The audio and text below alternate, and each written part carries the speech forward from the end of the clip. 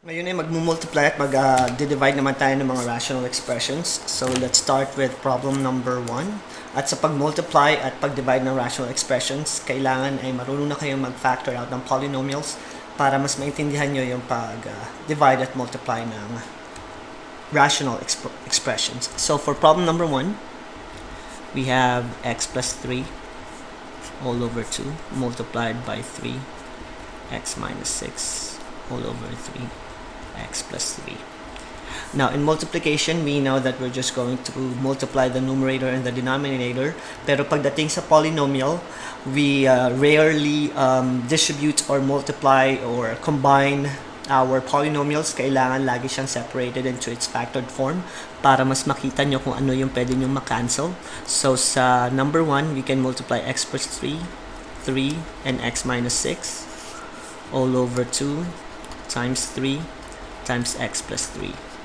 And in this particular polynomial, since lahat sila nasa factored form na, this one is x plus 3, pwede natin i-cancel yung mga common term, and in this case, x plus 3 and x plus 3 will be cancelled out, and 3 and 3 will also be cancelled out. At kung ano yung mga natitira, yun ang magiging product ng inyong polynomial. So ito ngayon ang product ng ating polynomial using this technique. So, ang susunod naman ay kung number 3.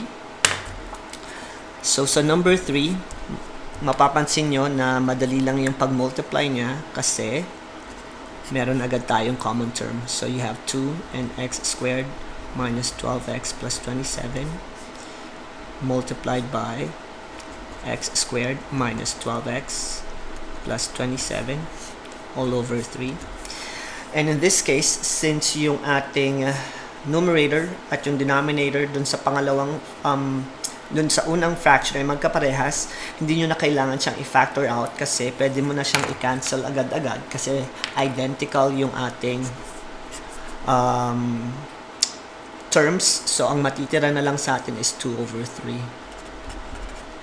So, ito yung product ng problem number 3. So, kailangan bago kayo magsagot, tingnan nyo muna kung meron kayong mga identical terms para hindi nyo na kailangan pang i-factor out yung mga polynomials. At dun sa number 5 naman, mag-divide naman tayo. So, sa division, ang rule is to copy the first fraction. So, sa number 5, gagawin lang natin is kokopyahin si 1 over 5x squared.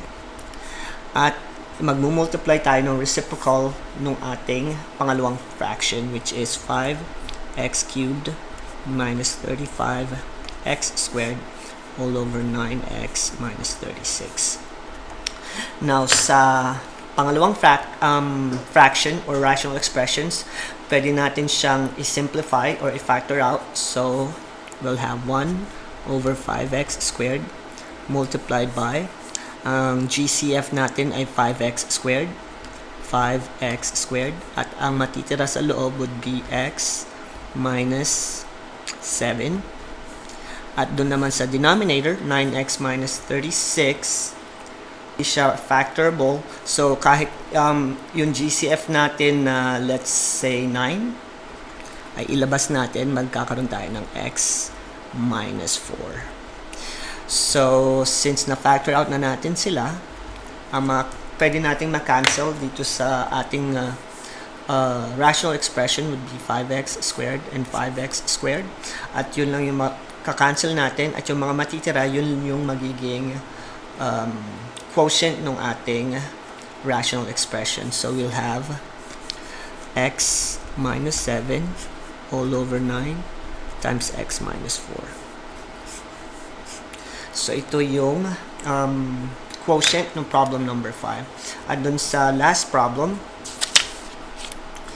meron tayong 10x squared. So, kokopyahin natin yung first fraction.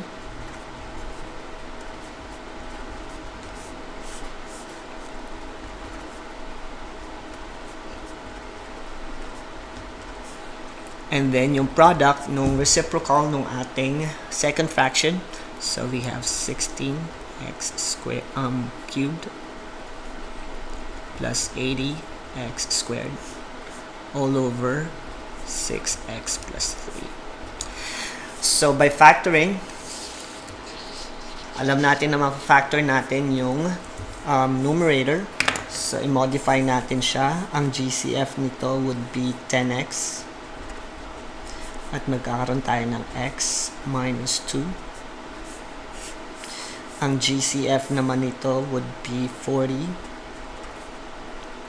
squared. At matitira tayo ng x minus 2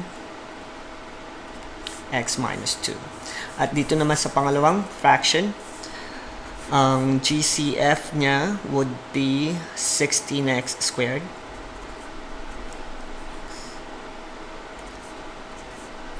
At magkakaroon tayo dito ng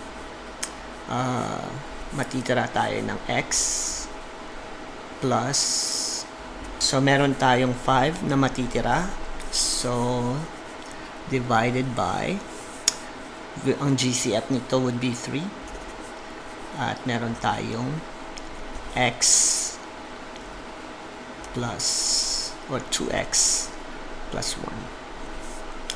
At since na-simplify na natin yung ating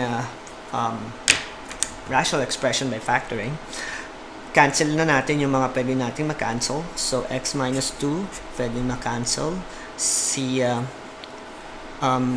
10x at si 40x, matitira ka na lang dito ng meron kang 4x.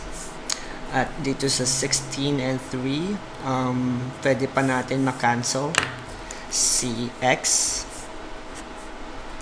at si 16. May matitira ka ditong 4.